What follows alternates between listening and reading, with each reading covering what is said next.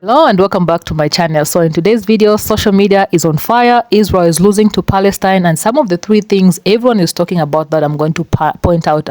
Number one being that Netanyahu on the other side was waiting to meet some of the released 8 stages, except that the families refused to meet Netanyahu. And the number two being that the UN voted Israel to go back to the border, to its borders from 1967 is one of the biggest signs that Israel is losing. And another one is that the German president, who's in support of Israel, landed in Qatar, but surprisingly, there was no one to welcome him. And the last one being, not the least, Elon Musk's visit to Israel has backfired so fast. Listen to this. You're trying to blackmail me with advertising? Blackmail me with money? Go yourself. With that said, let's watch these videos that I've collected for you guys, but please leave your own thoughts in the comment section below, and I'll be right back. Israel is losing at 4 different fronts. The first front was on October 7th. 1,000 Palestinian fighters managed to overpower and defeat up to 15,000 Israeli soldiers who are supposed to be the most notorious and whose mission was to exclusively keep Gaza under siege and under control. Within the matter of hours, the whole battle was determined. The soldiers either were killed or ran away, and even for hours and days after that, they could not regain control of what they call the Gaza envelope. The second battle, which is the military war that is happening right now, despite of the massive destruction that Israel has carried out in Gaza, the thousands of dead, mostly civilians, women and children, and the unprecedented demolition of Gaza, the vast majority of it is gone, along with the vast majority of the civilian infrastructure. They can't declare one single military objective that has been met, while on the other hand, you have well-documented videos of Palestinian fighters everywhere in northern Gaza showing that they are indeed still in charge of this battle. The third loss was the geopolitical loss. This whole idea that the powerful Israel is the gate to the heart and mind of Washington, Israeli weapons, Israeli technology, Israeli political clouds in the Middle East. Everybody wants to normalize, everybody wanted to get a piece of the Israeli pie. Well, that turned out to one big, you know what? Israel's reputation, militarily, politically, and every other way is now really at the bottom.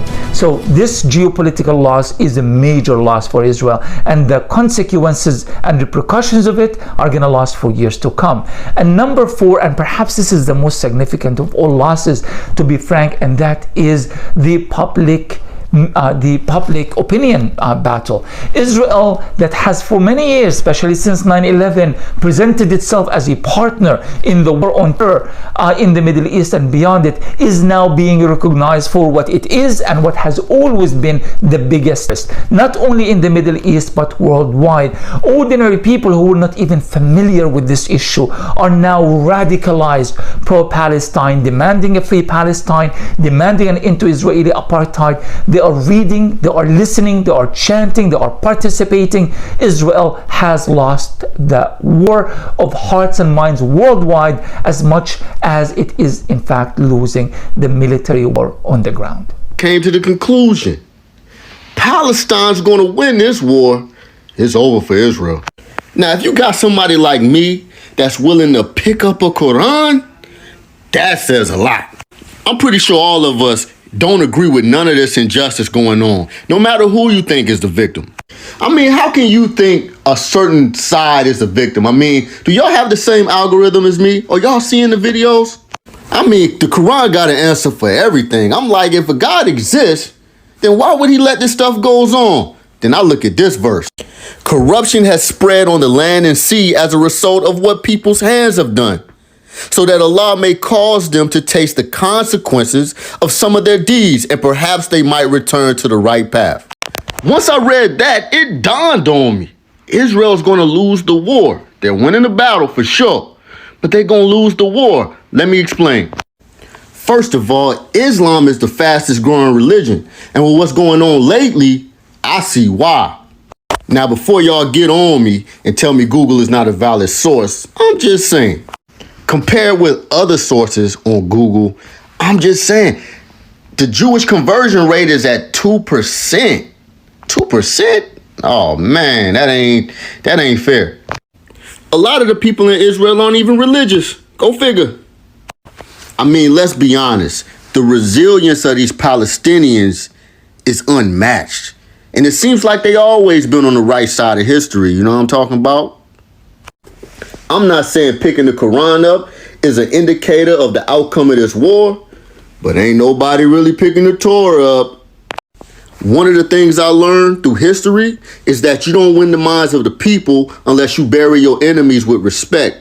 So with that being said, that's one of the indicators that people are not going to want to be on the wrong side of history on this one, if you're smart enough. 3 signs Israel is losing this war and losing their shit. By now we all know their master plan was to move all the people from Gaza to Sinai, Egypt. Egypt is not cooperating. Last week there was a summit in Cairo. Leaders from the UN, the EU, a lot of neighboring countries. Guess who was missing? The US. The president of Egypt said he will not allow a cleansing of Palestinians. Israel is so pissed that accidentally bombed Egypt last night. You don't mess with Egypt. They got a big, powerful army. I also think that Egypt or Jordan aren't scared anymore because things have changed. I mentioned this in my last video, but BRICS countries, including Russia and China, have become the biggest economic bloc in the world, bigger than the G7. So it's not like when there was the Iraq war or any of the big American wars where global North had all the power and the global South just always losing. No.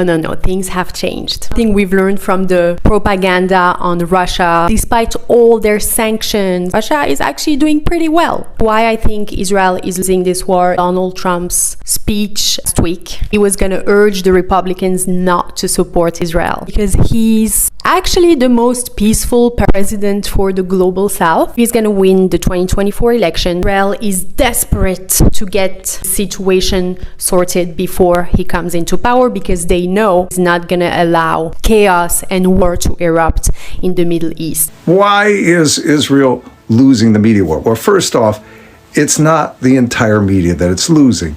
It's losing the left, progressive spaces, and the youth spaces, which is significant, but not the entire media. And who is winning? Hamas, outrageously, and also the Palestinians. They're more important. I want to separate them.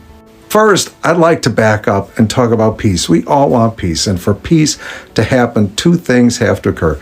Hamas needs to be expelled from all power, and the far right of Israel needs to be expelled from all power. They're both implements. And I'm confident both will happen after this horrific war ends. Hamas will no longer be in power. It'll still be present. And Israelis will resign in disgrace and no longer be in power. But in the meantime, we have this horrific war.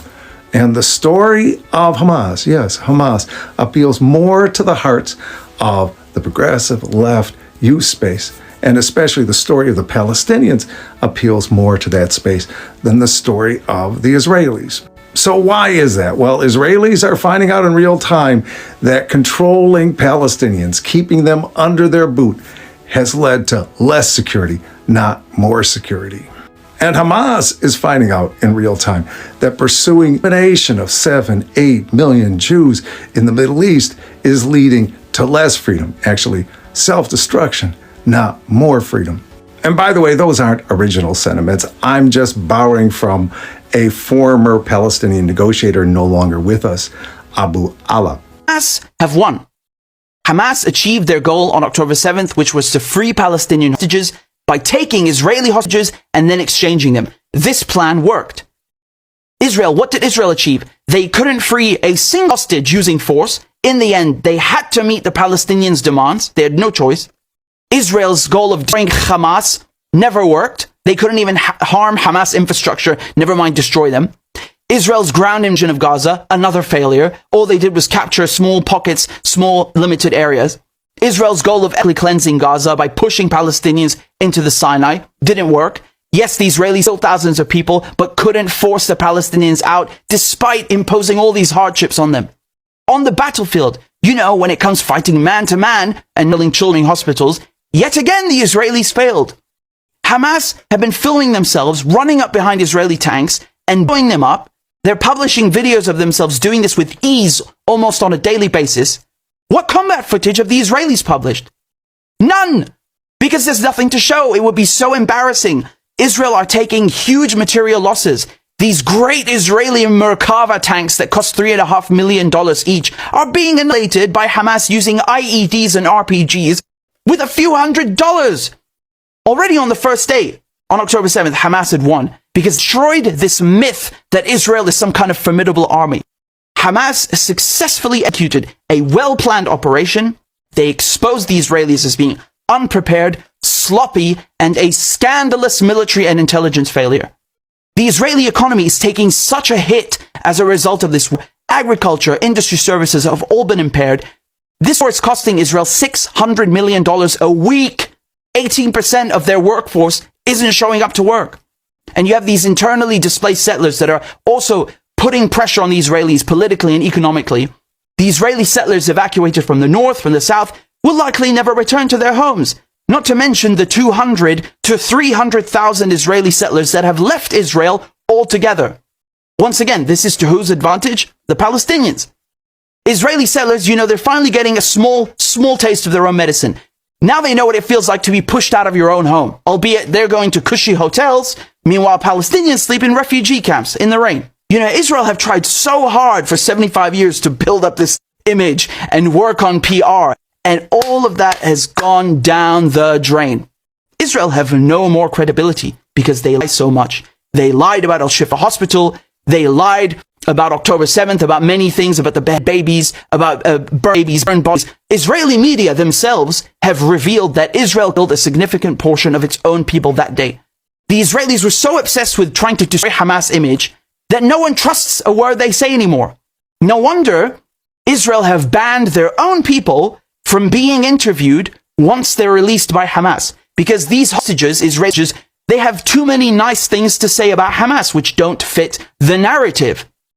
Such as the fact that Hamas have treated Israeli hostages very humanely.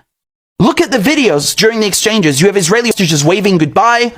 They're leaving thank you notes. What are the Israelis doing meanwhile? The Israelis, during the same exchange, they'll release one Palestinian hostage and then raid their family home at the same time and beat up their relatives. I mean, look at the difference in behavior. Israel even attacked people that were just waiting outside the prisons to welcome the released Palestinian hostages. You see, Israel's reputation has been destroyed if it wasn't already bad to begin with. Operation Al-Aqsa Flood has brought the Palestinian cause to the forefront of world politics. It's put the spotlight on their 75-year struggle. It has increased awareness and sympathy for the Palestinian cause the world over and negatively impacted public perception of Israel. The Israelis not only failed to achieve a single military objective, they have humiliated themselves. They have destroyed their own reputation by committing genocide, thereby exposing brutality and inhumanity for the world to see. Okay, so let's dive deeper into this. In a new media landscape dominated not by Western media giants but by Instagram Reels, TikTok videos, and YouTube Shorts, Israel's ongoing war on the besieged Gaza Strip is more than televised. Audiences across the world, and especially young people, have been watching the devastation caused by Israel's indiscriminate bombardment of the Palestinian enclave of their preferred social media platforms in real time. For over a month, anyone with internet access has seen countless videos of babies. And Israel, being Israel, of course, has still continued with its usual efforts and more to control the narrative about bloody wars and decades-old occupation. It does not hesitate to brand as terrorists and unalive Palestinian journalists who work tirelessly to tell Gaza's truth to the world. During this latest war alone, Israel has unalived at least 53 journalists and media workers, mostly in targeted airstrikes alongside their family members, according to the Committee to Protect Journalists. Al Jazeera Arabic's Gaza correspondent Rael Dadu lost his wife, son, daughter, and grandson in one such act. He received the news while he was on air. Israel does not allow foreign journalists to enter Gaza and report on what they see freely either. CNN's Fareed Zakaria recently admitted that the Israeli military currently only allows into the war zone Gaza Strip foreign journalists who agreed to submit all materials and footage to the Israeli military for review prior to publication. Zakaria said CNN agreed to these terms in order to provide a limited window into Israel's ops. Yet despite all these efforts, Thanks largely to social media, Israel is no longer able to conceal the truth about its conduct in Palestine. It can no longer control the narratives and the public opinion on Palestine, as mainstream media loses its ability to single-handedly decide what Western and to a certain extent global audiences get to witness about the situation in Palestine. The brutality of Israel's occupation has been laid out in the open for everyone to see. Now, social media users are openly mocking Israel's desperate attempts to control the narrative of its war on Gaza and swiftly exposing the Israeli lies parroted by mainstream outlets. On November 29th, the We Won't Be Silenced.com campaign was launched across social media platforms, encouraging posting this graphic or a picture with one hand covering one's mouth and a relative message written on the other hand or a poster. Since its launch, it has received hundreds and thousands of impressions across platforms and will continue to gain traction as social media accounts feel the effect of shadow banning, censorship, and intimidation. Not only Israel that knows it's losing the PR war either. Its biggest financial and enabler knows it too. Last week's announcement of a temporary ceasefire, which is due to expire soon, has revealed the US is as concerned about changing public opinion on the conflict as Israel. Politico reported that senior Biden administration officials have been concerned about how the temporary ceasefire would allow journalists broader access to Gaza and the opportunity to further illuminate the devastation there and turn public opinion on Israel. In other terms, US officials are cognizant of the direction public opinion has shifted since the beginning of this episode of bombardment and are worried that an influx of journalism into the Gaza Strip could further expose the genocide Israel has been committing there with their permission. It's October the 7th, Meta's reaction to accounts and posts that raise awareness of the mass unaliving of Palestinian civilians has largely been one of censorship, with reports of over 90% of pro-Palestinian content deleted. Now there are concerns as to how X will respond to Israel PR pressure. This week, X CEO Elon Musk visited Israel and met Prime Minister Benjamin Netanyahu in a trip widely criticized as a form of cleanup after his endorsement of an anti-Semitic post on his platform. As part of the propaganda tour, an agreement was reached that Musk's Starlink, a satellite internet service, can only be used in Gaza with the approval of the Israeli government. In other words, the almighty Israel has been exposed by Palestine in 30 plus days after 75 years of oppression. You guys, let me know what you think about this video in the comment section below. Is Palestine winning? Is Israel losing? Leave your own thoughts in the comment section below, and if you have not subscribed to this channel, guys, please go ahead, subscribe, turn on your notification bell so that every time I upload such new videos, guys, you'll be notified. I'll definitely see you in my next video. Stay peaceful.